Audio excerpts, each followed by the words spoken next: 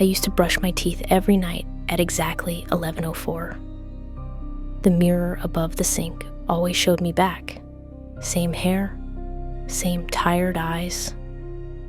But that Thursday, I turned away too soon, and she didn't turn with me.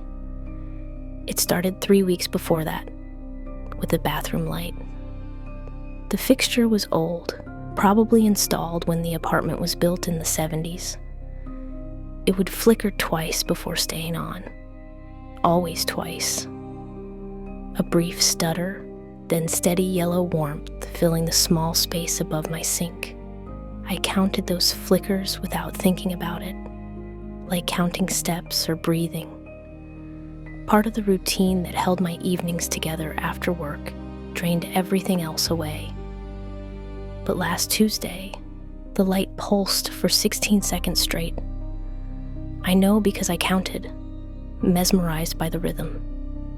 It buzzed low, like something electrical was charging behind the thin walls. The sound felt too deep for such a small fixture. I stood there holding my toothbrush, watching the light struggle with itself. The buzzing grew warmer, almost musical, like it was trying to communicate something I should have understood. When it finally settled into steady light, I had forgotten why I came into the bathroom. My mouth felt dry. The toothbrush in my hand seemed foreign, like I'd picked up someone else's tool. The mirror was fogged, but not from hot water. I hadn't showered yet. The condensation clung in strange patterns, like someone had breathed directly onto the glass from the other side. I could still see my outline through the haze, blurred but recognizable. I raised my hand to wipe the fog away. My reflection raised hers too, but something felt delayed, not quite synchronized, like watching a movie where the audio doesn't match the actor's lips. I moved my hand left. She moved right. I froze. She froze a heartbeat later. I told myself it was the fog playing tricks, distorting the image, making everything seem off by a fraction of a second. Mirrors don't lie. They can't. They're just glass and silver, physics and light. But I swear she was holding her toothbrush with the wrong hand. I wiped the fog away quickly, almost violently. The mirror cleared, showing me exactly what I expected. Same face, same hand holding the same blue toothbrush. Everything normal, everything as it should be. But the feeling lingered like smoke after a fire. Something had shifted, even if I couldn't name what. I brushed my teeth slower than usual that night, watching myself in the clear mirror, looking for any sign of that strange delay. My reflection moved perfectly with me, mouth opening when mine opened, eyes blinking when mine blinked, normal, ordinary, safe. Still, I found myself checking the corners of the mirror, searching for movement that shouldn't be there. The silver backing seemed deeper than before, like I could fall into it if I leaned too close. When I finished brushing, I turned off the light and left the bathroom quickly. I didn't look back at the mirror in the darkness. Something told me not to. That night I dreamed about standing in front of the bathroom mirror, but the light wouldn't turn on. I could see my reflection anyway, clear as daylight, while I remained in complete darkness. She was smiling. I wasn't. I woke up with a taste of toothpaste in my mouth, though I hadn't brushed my teeth yet. The next morning, I checked the bathroom light. It flickered twice and stayed on, just like always. Normal, predictable, the way things were supposed to work. But I noticed something else. The light switch felt different, slightly warm, like someone else had been using it while I slept. I started paying attention to small things after that. The way shadows fell across the mirror, when evening light came through the bathroom window. How long it took for my reflection to appear when I first stepped into the door frame. Whether my movements matched hers exactly, or if there was always that tiny pause. The apartment felt the same, but I felt different inside it. Like I was sharing the space with someone who knew all my routines. Someone who had been watching me practice them for years. Thursday came, 11:04, like clockwork.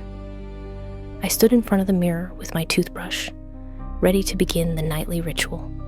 The light hummed softly above me, steady and warm. I squeezed toothpaste onto the brush. My reflection did the same. I raised it to my mouth. She raised hers too. Everything normal, everything synchronized. But when I turned to leave, something made me glance back at the mirror. Just a quick look over my shoulder. My reflection was still facing forward, still holding her toothbrush, still looking at where I had been standing, not where I was going. For just a moment, we were looking at each other from different angles. Two people in the same small bathroom, caught in movements that didn't match. Then she turned to follow me, casual and smooth, like she'd been doing it all along. I stood in the hallway outside the bathroom, heart beating against my ribs. The rational part of my mind offered explanations. Tired eyes, stress from work, the way mirrors catch light at strange angles. But deeper down, in a place that doesn't listen to rational thoughts, I knew something had changed between us. The next morning, I opened my closet to find a pale blue dress hanging at the very back, pressed and sleeved, tags still dangling from the neckline. I'd never seen it before. I don't wear pale blue. The color washes me out, makes my skin look gray and tired. I learned that in high school and never forgot. My closet holds blacks and deep greens, colors that don't fight with my complexion. But this dress was different. Soft cotton with tiny buttons down the front. A style I might have chosen if I were someone else. Someone who looked good in delicate shades. I pulled it from the hanger, expecting the fabric to feel cheap or unfamiliar. Instead, it felt expensive, well made, the kind of dress that costs more than I usually spend on clothes. The tags showed a brand I didn't recognize from a store I'd never been to. The price had been cut off, leaving only jagged paper edges where numbers should have been. I held it up against myself in the bedroom mirror. The color was wrong, just like I expected. It drained the warmth from my face and made my eyes look hollow. I looked sick, but something about the way it hung made me want to try it on anyway. The dress fit perfectly. Not just well, but perfectly. Like it had been tailored specifically for my body. The shoulders sat exactly right. The waist hit at the narrowest point. Even the length was ideal, stopping just above my knees. I turned in front of the bedroom mirror, watching the fabric move with me. It flowed like it was made of water instead of cotton. Beautiful, even if the color was all wrong. Then I caught sight of my reflection's face. She looked relieved, like she'd been waiting for this moment for a long time. I stared at her, trying to understand what I was seeing. The same features, the same tired eyes I'd grown used to. But there was something different in her expression, a satisfaction that I didn't feel. She looked like someone who had finally found the right outfit. Someone who had been searching through closets and stores until she found exactly what she needed. I didn't feel that way. I felt confused and slightly uncomfortable, wearing a color that didn't suit me and a dress I couldn't remember buying. but my reflection looked perfect, natural, like she'd been wearing pale blue her entire life. I touched the fabric, feeling the softness between my fingers. My reflection touched it too, but her gesture seemed more familiar with the texture, like she'd been wearing this dress for days instead of seconds. I took the dress off quickly and hung it back in the closet, but I couldn't shake the image of how my reflection had looked. Content, complete, like she'd been waiting for me to finally give her what she wanted. The rest of the day felt slightly off balance. I kept thinking about the dress hanging in my closet and the way my reflection's face had changed when I put it on, like she was more herself in pale blue than she'd ever been in my usual colors. That evening, I found myself standing in front of the closet again. The dress hung exactly where I had left it, but it seemed more prominent now, like it was calling attention to itself among all the darker clothes. I pulled it out again and held it up. The color still looked wrong on me, still washed out my complexion and made me look tired. But when I glanced at the bedroom mirror, holding the dress in front of me, my reflection looked eager, excited, like she was hoping I'd put it on again. I hung the dress back up and closed the closet door, but I could feel it there, waiting behind the wood and metal, patient and persistent. Before bed, I checked the tags again. This brand name meant nothing to me. The care instructions were in a language I couldn't read. Even the fabric content seemed unusual, listing materials I had never heard of. But the dress still fit perfectly when I tried it on one more time before sleep. And my reflection still looked like she belonged in it more than I did. I woke up the next morning wearing the pale blue dress, though I was certain I'd gone to bed in my usual cotton pajamas. The bathroom door had always been temperamental. Old hinges, warped frame from years of humidity. It never quite hung straight, so I'd gotten used to leaving it propped open after using the room. But lately, it kept closing itself. At first I blamed the window. The latch had been broken since I moved in 2 years ago, letting in drafts that could move lightweight doors. I told myself it was simple physics, air pressure, temperature changes, the natural settling of an old building. The way it closed felt different though. Not the quick slam of wind catching wood, but slow and deliberate, like someone was pulling it shut from the inside, taking care not to make noise. I started leaving it wide open, pushing it all the way back against the wall. But each morning, I'd find it perfectly closed, the handle turned to its fully shut position. Last Wednesday, I decided to test my theory about drafts. I closed all the windows in the apartment and checked every room for air movement. Nothing.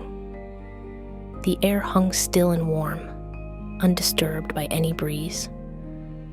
The bathroom door stayed open all day, but that night, I woke to the soft click of the latch catching, the unmistakable sound of the door closing completely. I lay in bed listening, waiting for some explanation. A settling foundation, pipes expanding, anything that might cause the movement. But the apartment was silent, except for the distant hum of the refrigerator. I got up to check, padding barefoot across the cold hardwood. The bathroom door was closed tight, the handle in its locked position. I opened it and peered inside. Everything looked normal. Towels hung where I'd left them. My toothbrush sat in its usual spot by the sink. The mirror reflected my sleepy face back at me, but something felt different about the space, like someone had been using it while I slept. The air smelled faintly of soap, though I hadn't showered before bed. The mirror had tiny water spots on it, as if someone had splashed their face and forgotten to wipe it clean. I left the door open and went back to bed, but I couldn't fall asleep. Every small sound made me wonder if the door was moving again. Around 3 a.m, I heard it. Not the click of the latch, but something softer. The whisper of wood against wood as the door swung slowly closed. I waited, holding my breath, listening for whatever came next. Nothing. The next morning, the door was closed again. This time, when I opened it, the bathroom felt warm, like someone had been standing in there for a long time, breathing and moving and using the space. I started staying awake to watch the door, sitting in the hallway with a book, pretending to read while keeping one eye on the bathroom entrance. The door never moved while I was watching, but the moment I looked away, even for a few seconds, it would drift closed, silent and patient, like it was waiting for its chance. I tried jamming it open with a doorstop. The next morning, the doorstop was sitting neatly on the bathroom floor, and the door was closed. I tried wedging a book between the door and frame. The book was placed carefully on the sink counter, and the door was closed. Whatever was closing the door was also being polite about it, putting my things away instead of just forcing them aside. Friday night, I gave up trying to keep it open. I left the door however it wanted to be and went to bed early, exhausted from days of poor sleep. I woke to find the bathroom door not just closed, but locked from the inside. I turned the handle, but it wouldn't budge. I pushed against the wood, but something was holding it firm. I called through the door, feeling foolish. Hello? Is someone in there? No answer. I pressed my ear to the wood and listened. Silence at first, then something that might have been breathing, slow and steady, like someone sleeping, or like someone listening back. I tried the handle again, and this time it turned easily. The door swung open to reveal my normal bathroom, empty and still. But when I looked in the mirror, I saw my reflection already there, already looking back at me, like she'd been waiting for me to finally come in. My reflection used to follow me. That was the unspoken agreement between us. I moved, she moved. I smiled, she smiled. The basic physics of light and silver that had governed mirrors since they were invented. But something fundamental had shifted in that relationship. Now she moves first. It started with small things, a blink that came a fraction of a second before mine, a hand raised before I lifted my own, subtle enough that I could dismiss it as imagination or tired eyes playing tricks. But the gap kept growing.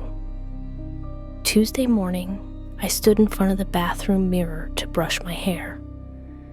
I reached for the brush on the counter, but my reflection was already holding hers, already bringing it up to her head before my fingers touched the handle. I froze, hand suspended over the brush. My reflection continued combing, smooth strokes through hair that matched mine exactly. She looked natural, comfortable, like she'd been doing this routine for years while I was still figuring it out. I picked up the brush and tried to match her movements, but I was following her lead now, copying what she showed me instead of her copying me. The sensation felt like learning to dance with a partner who knew all the steps while I stumbled behind. Wednesday, she smiled while my face remained neutral. I was reading a text message from my sister something ordinary about weekend plans, nothing smile-worthy. But my reflection's mouth was curved upward, gentle and genuine, like she was reading something completely different, something that made her happy while I felt nothing at all. I forced my own mouth into a smile, trying to match hers. It felt artificial and wrong. Her smile looked effortless. Thursday, the delay became impossible to ignore. I was washing my face before bed when my reflection began moving through the entire routine before I started. She cupped water in her hands while mine were still reaching for the faucet. She scrubbed her cheeks while I was still testing the water temperature. I watched her complete every motion perfectly, then tried to follow along. But I felt clumsy and slow, like I was learning to wash my face for the first time. She knew exactly how much soap to use, exactly where to scrub, exactly how long to rinse. I had to concentrate to remember my own routine, the same one I'd been doing for years. By Friday, she was living several seconds ahead of me. I would think about reaching for something, and she would already be holding it. I would consider turning my head, and she would already be looking in that direction. It was like she could read my intentions before I fully formed them, or like she was making the decisions, and I was following her lead without realizing it. Saturday morning, I tried an experiment. I stood in front of the mirror and decided to do something unexpected, something she couldn't predict. I planned to suddenly touch my nose with my left hand, but before I could move, my reflection touched her nose with her left hand. I tried again, deciding to wave with my right hand. She waved first. I thought about sticking out my tongue. She was already doing it. Every impulse I had, she acted on before me. Like she was connected to my thoughts, but faster at translating them into action. Or like my thoughts were actually hers, and I was just catching up to decisions she'd already made. Sunday night, I stood in the bathroom, preparing for bed. My reflection was already brushing her teeth while I was still taking the cap off the toothpaste. I watched her technique, the way she moved the brush in small circles, the way she tilted her head to reach the back teeth. Then I tried to copy her exactly, but something was wrong with the rhythm. She was moving to a beat I couldn't hear, following a pattern I didn't understand. I felt like I was lip-syncing to a song I'd never learned. When she finished and rinsed her mouth, I was still brushing. When I finally finished and looked up, she was already gone from the mirror. But I was still standing there. I looked at my own face in the reflection, but it felt like looking at a stranger. Someone who resembled me but lived by different rules. Someone who knew what I was going to do before I did. Someone who was getting better at being me than I was. Rachel texted me Thursday afternoon asking if I wanted to get coffee, the same invitation she'd sent every Thursday for the past 6 months.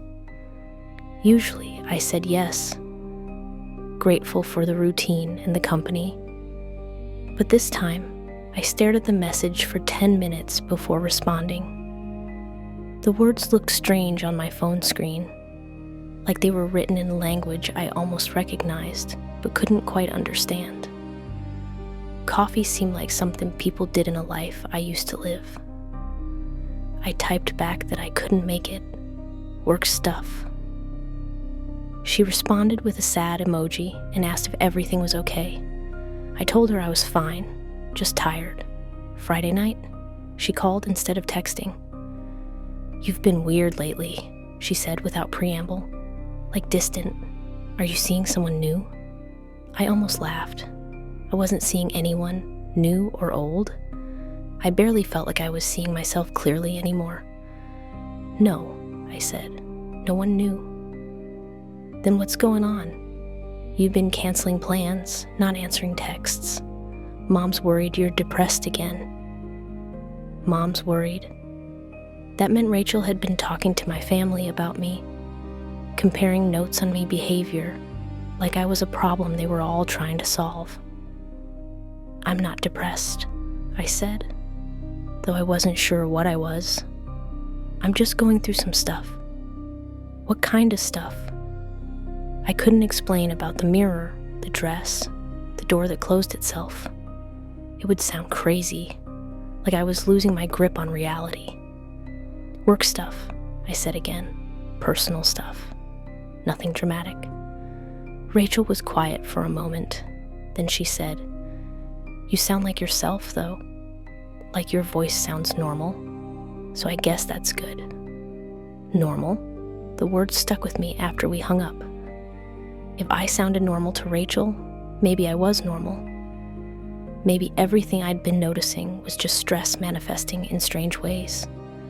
Tired eyes, overactive imagination, the kind of paranoia that comes from working too many late nights. Saturday, I made an effort to act more like myself. I answered texts promptly. I called my mother and asked about her garden. I even went grocery shopping, something I'd been putting off for weeks. At the store, I ran into David from work. He waved and came over to chat about the project we'd been collaborating on. "You look good," he said. "Rested. Are you doing something different?" I wasn't doing anything different.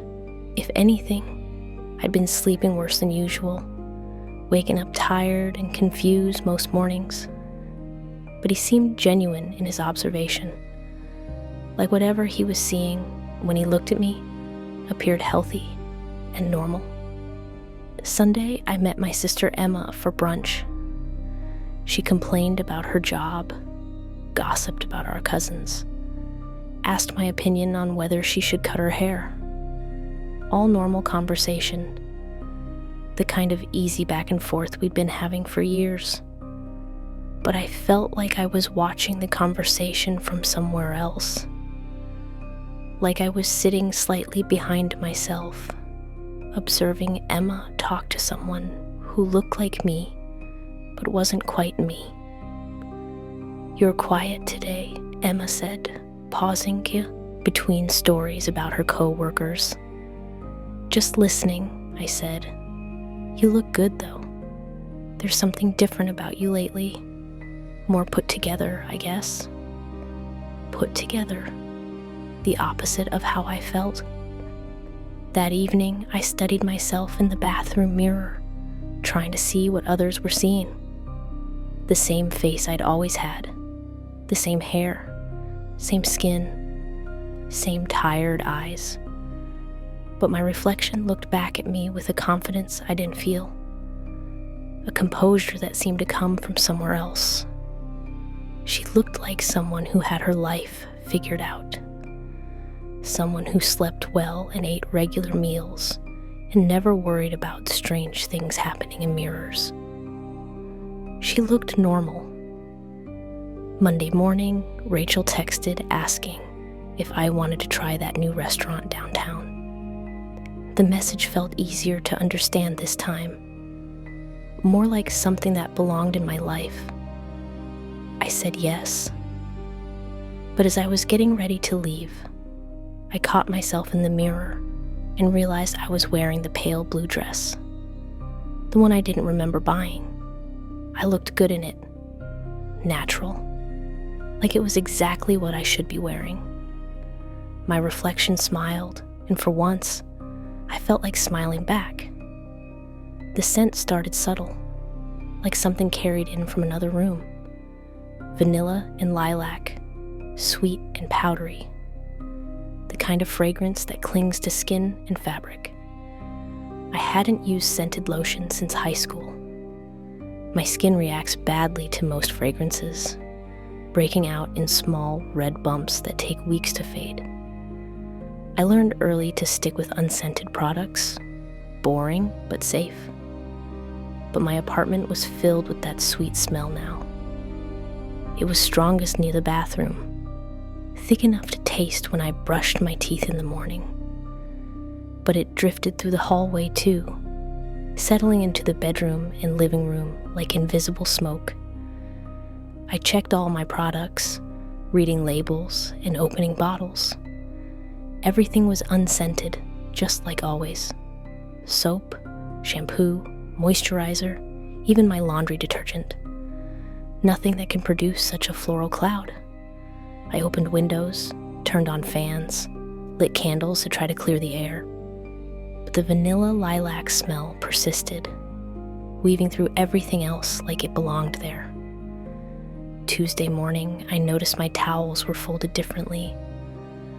I'm not particularly neat, but I have routines, ways of doing things that make sense to me. I fold towels in thirds lengthwise, then in half. Simple and efficient. But the towels in my bathroom were folded in perfect rectangles, crisp edges aligned exactly. Hotel-style folding, they look professional and precise. I refolded them my way and left for work. Wednesday, they were folded wrong again. Same perfect rectangles, same impossible precision. I stood in the bathroom holding one of the towels, trying to understand how it had changed overnight. The fabric felt softer than usual, like it had been washed with fabric softener I didn't own. It smelled like vanilla and lilac. Thursday, I came home to find my bed made. I never make my bed, haven't since I was a child, and my mother insisted on it. As an adult living alone, it seemed pointless. I was just going to mess it up again in 12 hours. But my bed was perfectly made. Sheets pulled tight, pillows arranged symmetrically, the comforter smoothed without a single wrinkle. It looked like a bed in a magazine, or a hotel room prepared for guests. I pulled back the comforter and found sheets that smelled freshly washed, though I hadn't done laundry in over a week. They were softer than I remembered, like they'd been dried with the expensive fabric sheets I'd never bothered to buy. That night, I slept in bedding that felt too nice to be mine. Friday, I tried to catch whoever was doing this. I left work early and came home quietly, listening at the door before putting my key in the lock. No sounds from inside, no movement. The apartment was empty, exactly as I'd left it. But the vanilla lilac smell was stronger than ever, concentrated near the bedroom. My clothes had been reorganized, not dramatically, just small changes that someone might notice if they knew my habits well. Shirts hung in order by color instead of randomly. Pants folded and stacked by type. Even my underwear drawer was organized, everything separated into neat categories. It was like someone had been studying my belongings, learning my preferences, then improving on my system. I touched the organized clothes, feeling the fabric between my fingers. Everything was clean and soft, like it had all been recently washed and dried with care. But I knew I hadn't washed any of it. Saturday morning, I found a bottle of lotion on my bathroom counter. Vanilla and lilac. Expensive brand, the kind sold at department stores in pretty packaging. The bottle was half empty, like someone had been using it regularly. I opened it and smelled the source of a fragrance that had been haunting my apartment. Sweet and floral.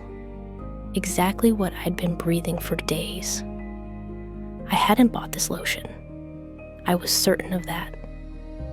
But when I squeezed a small amount onto my hands, it felt familiar. Like I'd used this exact formula before. Knew exactly how it would absorb into my skin. My hands felt softer after applying it, smoother, like they'd been using this lotion for weeks instead of seconds. I looked at my reflection in the bathroom mirror. She was rubbing lotion into her hands too, but her movements looked practiced, natural, like she'd been doing this routine for much longer than I had. That evening, I realized the scent no longer bothered me. It smelled like home now, like something that belonged in my space, like something I might have chosen for myself if I were someone who wore scented lotion and folded towels perfectly and made her bed every morning. Someone who took better care of her things than I ever had. Sunday night, I positioned myself in front of the bathroom mirror and decided to wait, to watch until I caught my reflection doing something wrong. Something that would prove I wasn't imagining the disconnect between us. I pulled a chair from the kitchen and set it facing the mirror, comfortable enough to sit for hours if necessary. The plan was simple. Stare until she slipped up, until she moved when I didn't, or failed to move when I did. Something small that would confirm what I already suspected.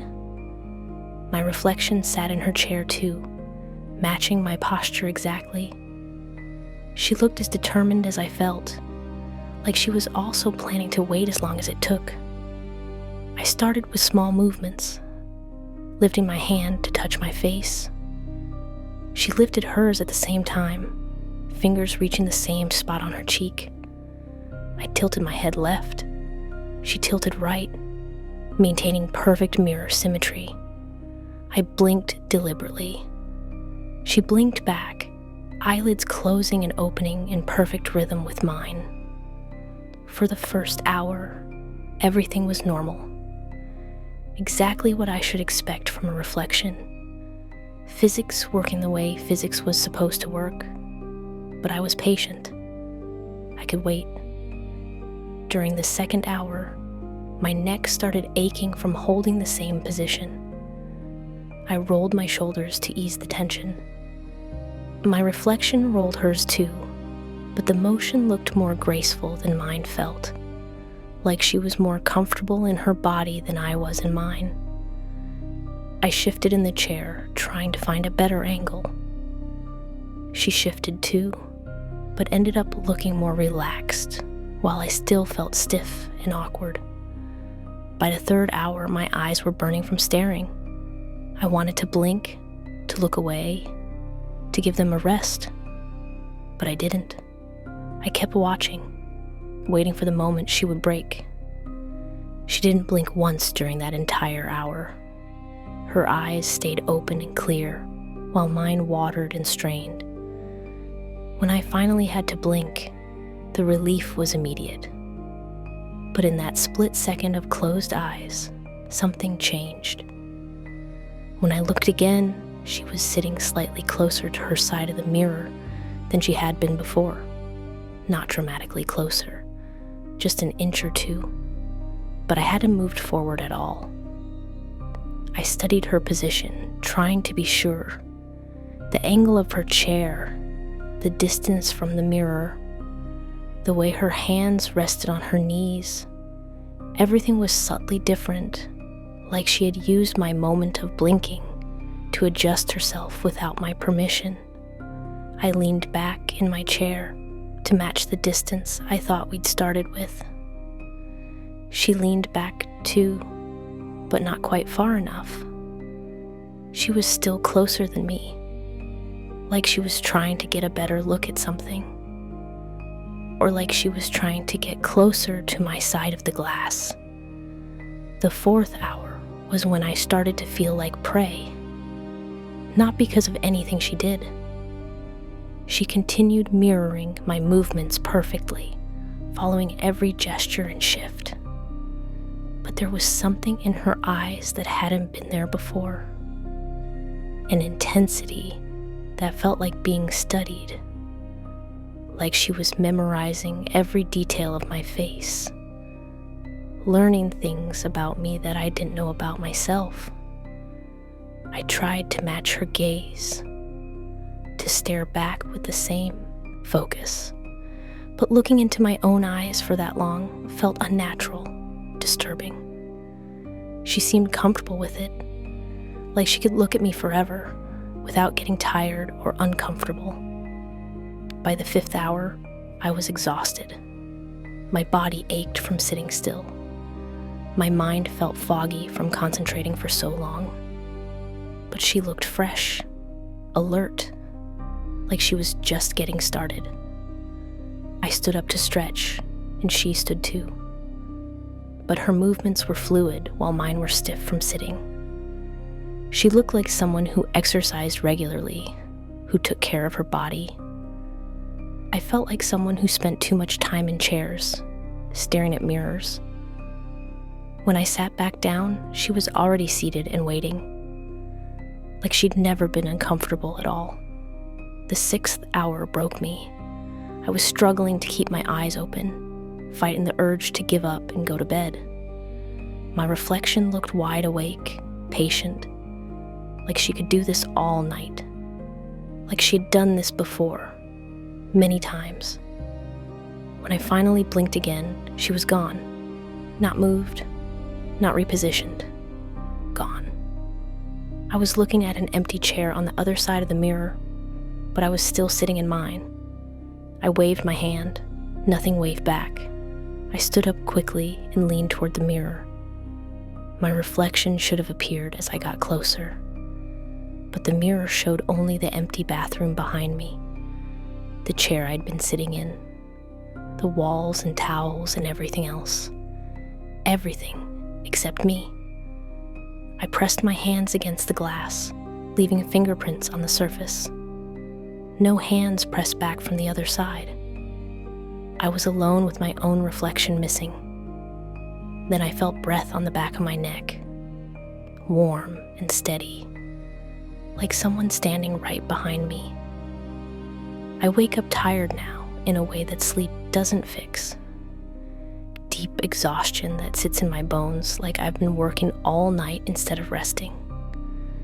My dreams have changed too. They're full of water and teeth, images that make no sense but feel important somehow. I dream about drowning in bathtubs and mirrors that show rooms I've never been in. But the strangest part is waking up with tasks already completed. Tuesday morning, I found my coffee already made. Not just started, but finished brewing and poured into my favorite mug. Still hot, like someone had been timing it perfectly for when I woke up. I don't drink coffee first thing in the morning. My stomach can't handle caffeine on an empty stomach. I always eat something first, then have coffee with breakfast. But the coffee tasted good, better than I usually make it, the right strength, the perfect temperature, like someone had been practicing my coffee routine and perfected it. Wednesday, I woke to find my work clothes laid out on the chair beside my bed. The outfit I would have chosen down to the right shoes and accessories. I hadn't picked out clothes the night before. I never do. I'm not organized enough for that kind of planning, but everything was there. Clean, pressed, coordinated. Even my jewelry was selected and arranged on the dresser. I got dressed in the clothes that had been chosen for me. They fit perfectly and looked better together than my usual combinations. Like someone with a better eye for style had put together my wardrobe. Thursday morning, my breakfast was partially eaten, half a piece of toast on a plate, a glass of orange juice 3/4 empty, like someone had started eating and then stopped, leaving the rest for me. I wasn't hungry. My stomach felt satisfied, like I'd already eaten, without remembering it. But I finished the toast anyway. It tasted familiar, like something I'd eaten many times before. Friday. I woke up in the bathroom, not on the floor or slumped over the sink. Standing upright in front of the mirror like I'd been there for hours. My feet were cold against the tile. My pajamas were wrinkled from sleeping while standing up. But I felt alert, like I'd been awake for a while. Like I'd been doing something important and had just finished. The mirror showed my reflection, but she looked more rested than I felt. More awake. Like she'd been up all night taking care of things while I slept. I tried to remember walking to the bathroom, but the night was blank. I could remember going to bed normally, falling asleep in my own room. The next thing I knew, I was standing here. Saturday morning, I found fingerprints on the mirror that matched mine but weren't mine. Too perfect, too deliberate. Like someone had been pressing their hands against the glass from my side, trying to reach through to the other side. The prints were still warm when I touched them. That's when I realized I'd been brushing her teeth instead of mine. The motion felt automatic now, natural. Standing in front of the mirror and moving the toothbrush in patterns that weren't quite my usual technique. But they worked better than my technique. My teeth felt cleaner, my breath fresher. Like someone had been taking better care of my mouth than I ever had. I watched my reflection brush her teeth, and her movements looked confident, practiced, like she'd been doing this routine longer than I had, like she'd been taking care of both of us while I slept. Sunday morning, I woke up exhausted, but my body felt cared for. My skin was softer, like it had been moisturized with expensive lotion. My hair was cleaner than it should have been, styled in a way I didn't remember doing. Even my nails looked better, filed and shaped, like I'd had a manicure I couldn't recall. I felt like I was waking up in someone else's body, someone who took better care of herself than I ever did, someone who had been using my mornings to improve both of us. But I was getting more tired each day, like the energy she used to take care of me was energy she borrowed from my sleep. Like she was learning to live in the world while I learned to live in dreams. I started going to bed earlier, hoping to feel more rested. But the earlier I slept, the more time she had to work, the more she could accomplish before I woke up. The more of my morning routine she could take over while I dreamed about drowning in reflections that looked too much like water. Monday morning, I noticed a thin line running from the corner of the bathroom mirror toward the center. Hairline thin, barely visible, unless the light hit it exactly right. I'd never seen it before. I would have remembered a crack in the mirror, especially one positioned right where I looked every morning. I ran my finger along the line, expecting to feel a ridge or depression in the glass. Instead, I felt warmth. Not heat, but body temperature warmth, like the glass was alive underneath my touch. The crack didn't look like damage from impact or age. It was too clean, too straight. More like something had drawn a line from the inside of the mirror, pressing outward against the glass. I tried to take a photo with my phone, thinking I should document it in case it spread or got worse. But when I looked at the picture, the crack didn't show up. The image was perfectly clear, showing my bathroom exactly as it was. But the mirror in the photo looked flawless. No line, no mark, no indication that anything was wrong with the glass. I took several more photos from different angles with different lighting. None of them showed the crack I could see clearly with my eyes. I touched the line again, and it felt warmer this time, like whatever was causing it was getting stronger. Tuesday, the crack had grown longer, still thin, still barely visible, but definitely extending further toward the center of the mirror. If it kept growing at this rate, it would reach the middle within a week. I called my landlord to report the damage, thinking it might be a structural issue, something to do with the building settling or temperature changes affecting the glass. He came by Wednesday afternoon to look at it.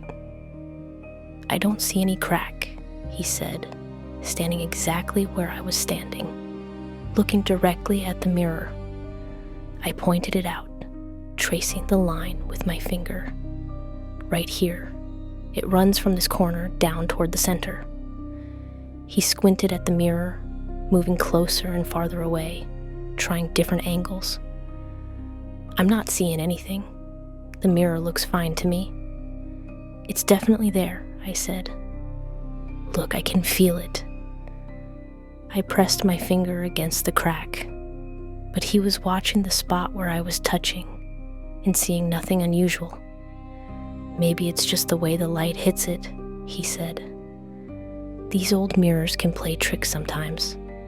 If it gets worse, let me know." After he left, I stood in front of the mirror and stared at the crack. It was obvious to me, impossible to miss. But apparently, I was the only one who could see it. Thursday, I realized the crack was moving, not growing longer, but shifting position.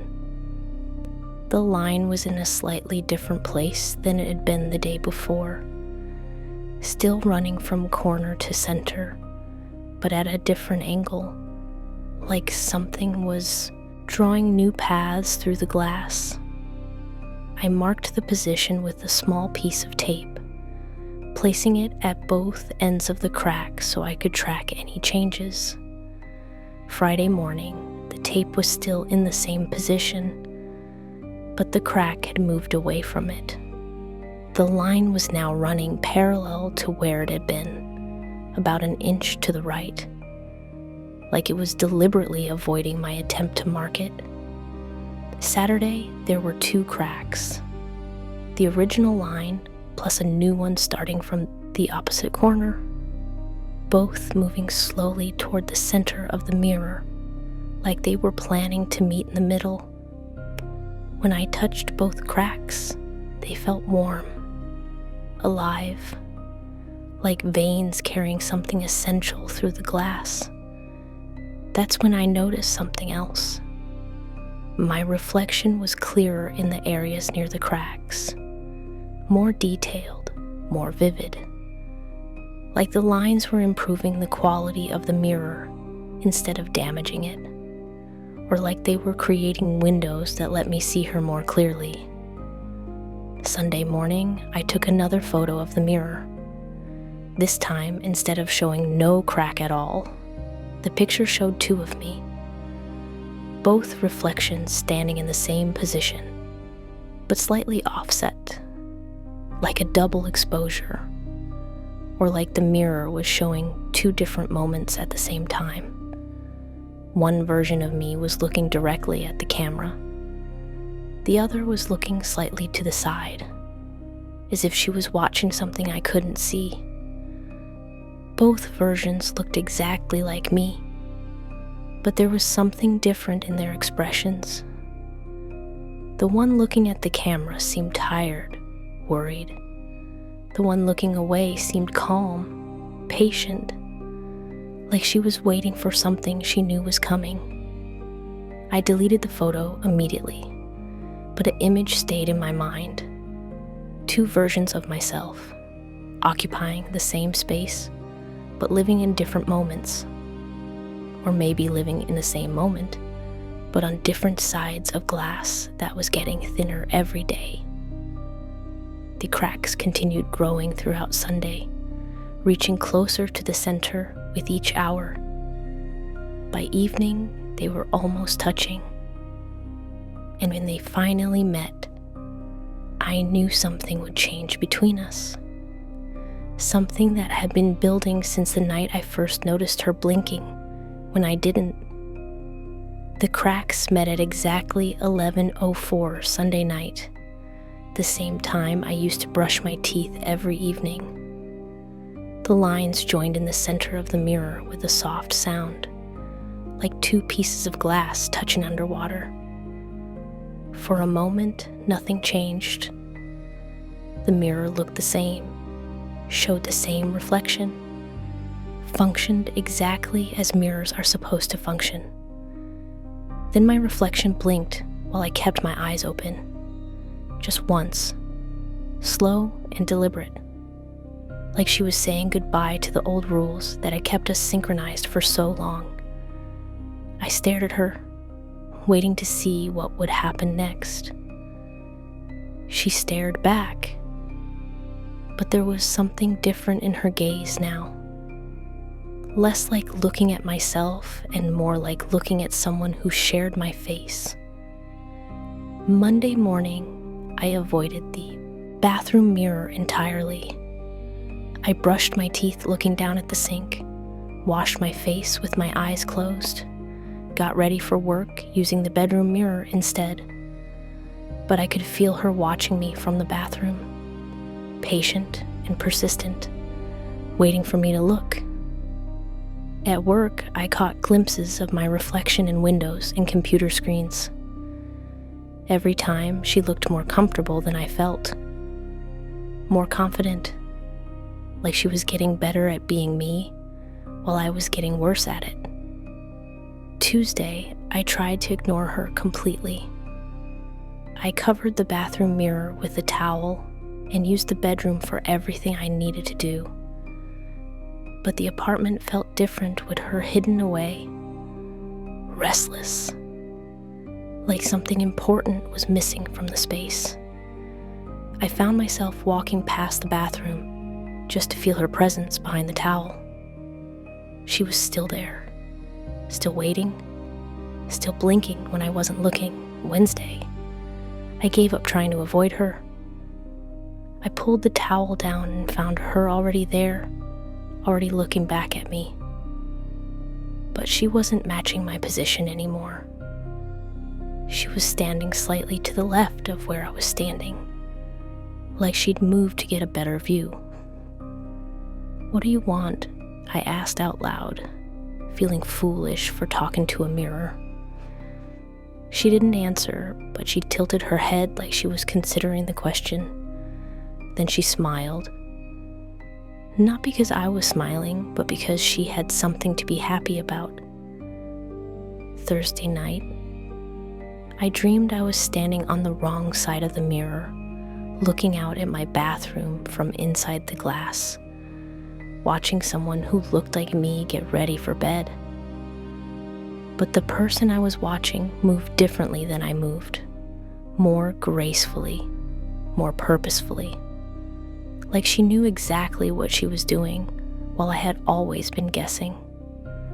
When I woke up, I was standing in front of the bathroom mirror again. But this time, I wasn't surprised to be there. It felt natural now, like this was where I was supposed to be. Friday, I realized I couldn't tell which side of the mirror I was on anymore. The bathroom looked the same from both directions. The same tiles, same fixtures, same pale blue dress hanging on the back of the door. But sometimes I felt like I was looking out at the room, and sometimes I felt like I was looking into it. Both perspectives felt equally real. Saturday morning, my sister called. "You sound different," she said. "Happier, more settled." I felt different too, less anxious, less confused, like I'd finally figured out something I'd been struggling with for weeks. "I think I'm just getting used to some changes," I said. "Good changes?" "I think so. It's hard to tell sometimes." After we hung up, I looked at myself in the bathroom mirror. My reflection looked back, but we weren't quite synchronized anymore. She moved a heartbeat before I did, blinked when I didn't, smiled when my face was neutral. But it didn't bother me anymore. It felt like watching someone I cared about, someone who understood me better than I understood myself, someone who had been taking care of me while I learned to take care of her. Sunday night, I stood in front of the mirror and we looked at each other for a long time. Two people who shared the same face, the same history, the same small bathroom with its flickering light and persistent door. But we were becoming different people now. She was becoming who I could be, and I was becoming who she had always been. I pressed my hand against the glass. She pressed hers back, palm to palm through the mirror. The glass felt warm, software, like it was dissolving under our touch. I don't know which side I'm on anymore, but I can feel her blinking even when I'm not looking. And somehow that feels like the most natural thing in the world. Sometimes I think I'm the reflection now, and she's the one living in the room with the pale blue dress and the vanilla lilac lotion and the perfectly folded towels. Sometimes I think we're both reflections of someone else entirely, someone who needed to split herself in two to figure out how to be whole. But mostly I just feel grateful that she's there, blinking when I forget to, breathing when I hold my breath, taking care of the morning routine while I dream about water and glass and the sound of doors closing themselves. I used to brush my teeth every night at exactly 11:04. Now she does it for both of us, and I can finally rest.